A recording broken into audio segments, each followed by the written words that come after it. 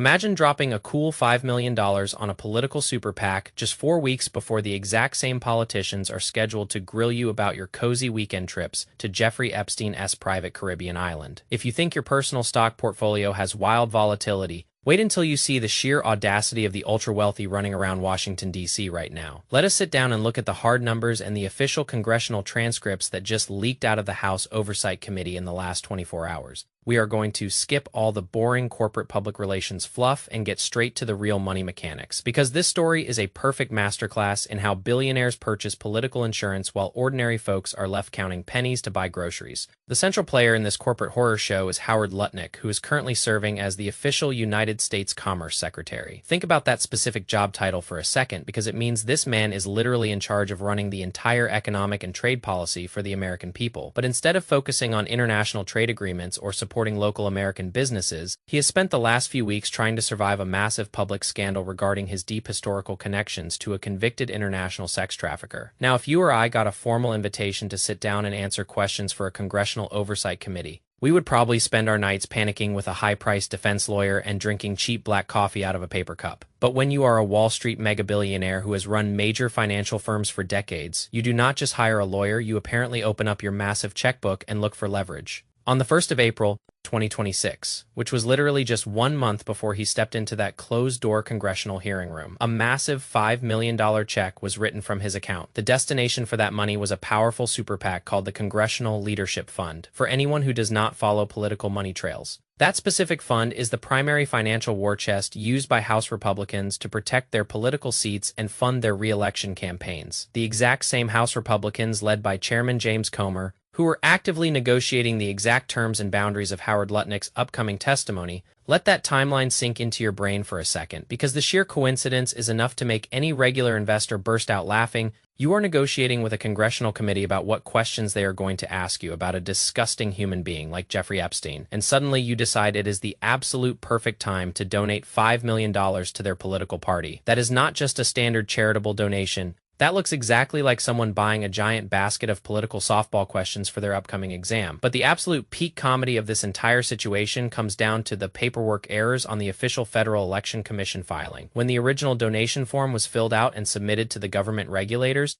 the person typing the details listed Lutnick's current employer as Cantor Fitzgerald and his official position as corporate chairman. Hey buddy, let us do a quick reality check here, because you have been sitting in the official office of the United States Commerce Secretary for 19 months now. You officially told the public that you divested from your massive family office financial firm back in September and handed the daily operations over to your sons. Did your personal assistants literally forget that you are currently a public servant paid by the hard-earned tax dollars of the American people? Or did your team just fill out the paperwork using your old billionaire habits because you still secretly view yourself as a corporate king instead of a government employee? Either way, the optics of this filing are absolutely terrible, because it makes it look like you were trying to hide behind your old private sector corporate title while quietly funneling millions of dollars to the exact politicians holding the microphones. Now let us look at the actual transcript to see exactly what kind of return on investment that $5 million political check managed to buy in the real world. Before this hearing happened, Lutnick went on a popular media podcast hosted by Miranda Devine under the Rupert Murdoch Media Network. On that audio recording, he was acting like the ultimate tough-talking Wall Street insider who knew everything about how the dark world operates.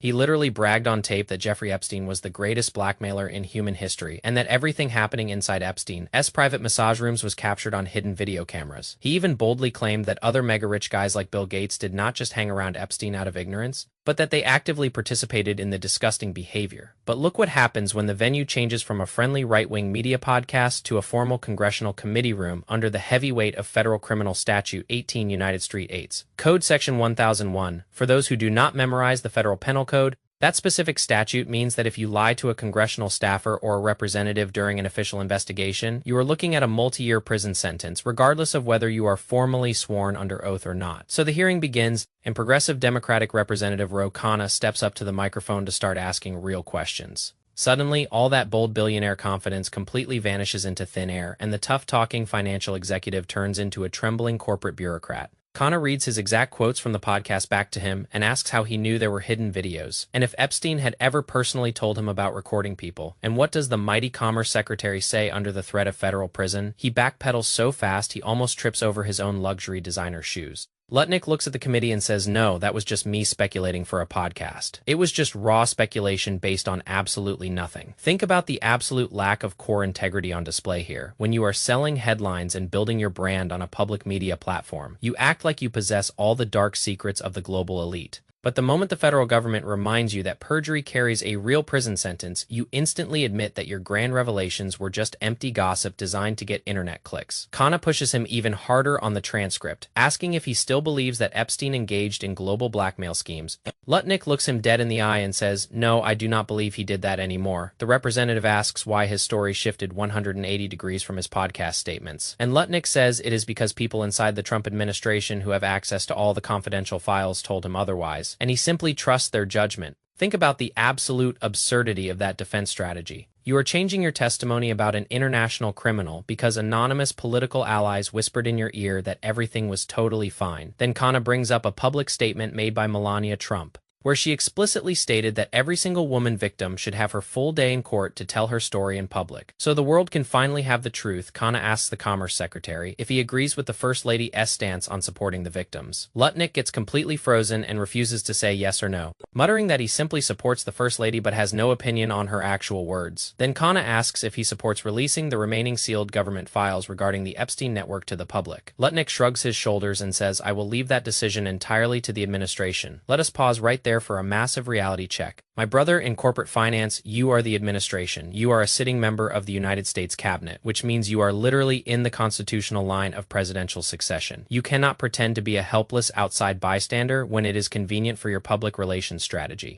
Representative Yasmin Ansari left that hearing room absolutely furious, telling the press that the entire performance was deeply embarrassing and represented an egregious cover-up by a billionaire public official. Ro Khanna went on television and straight up stated that if Donald Trump actually watched the video transcript of how messy and deceptive this interview was, Lutnick would have been fired from his cabinet position before sunset during the interview. Lutnick even tried to use a ridiculous grammatical defense to justify his past lies. He previously promised the public that he cut off all ties and would never see Jeffrey Epstein again after the year 2005. But the public records clearly show that he packed up his wife and his 4 young children and jetted off to have a social lunch on Epstein's private Caribbean island in December 2012. So how does he explain that massive contradiction to Congress? He argues that when he said he would never see Epstein again, he only meant that he would never see him alone. According to his billionaire logic, taking your entire family on a luxury yacht to hang out with a convicted sex offender on a private island is completely acceptable because you brought company along with you. Let that sink into your mind for a second. A top-tier Wall Street financial executive takes his young children to Little St. James Island 4 years after Epstein was already convicted in a court of law for procuring minors for prostitution, and his official defense under federal investigation is that the entire encounter was completely meaningless,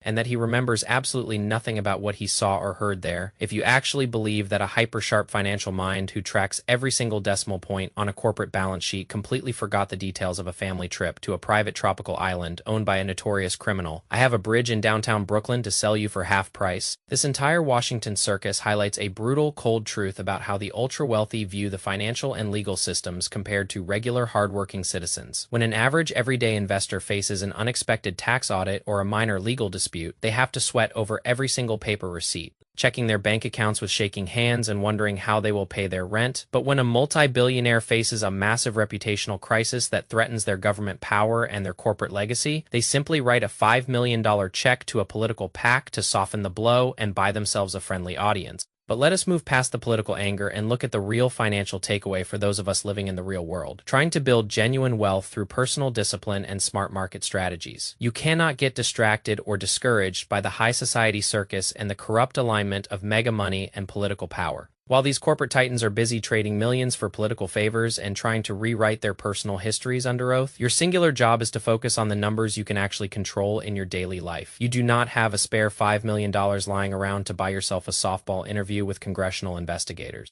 which means you need to make sure your available capital is working with absolute precision and zero waste. Every single dollar you save by avoiding overpriced luxury designer garbage, driving a reliable used vehicle instead of a leased luxury car, and skipping the expensive country club memberships needs to be funneled straight into productive market assets. When you systematically compound your money over time in low-cost index funds like VO or high-quality dividend growth ETFs like SEG, you are building an unassailable fortress of personal financial independence that no politician can touch. Let us do some real numbers math right now, because numbers never lie, even when politicians do. If you take a regular salary and manage to save an extra $500 every single month, where you put that money makes a massive difference over a 30-year working career. If you leave that money sitting in a traditional big bank savings account earning a pathetic 1% interest rate, your total nest egg after 30 years will crawl to just around $200,000, which will get completely eaten alive by inflation. But if you take that exact same $500 a month and deploy it into a diversified basket of low-cost index funds tracking the SP 500, historical trends show you can reasonably expect an average annual return of around 8% over the long haul.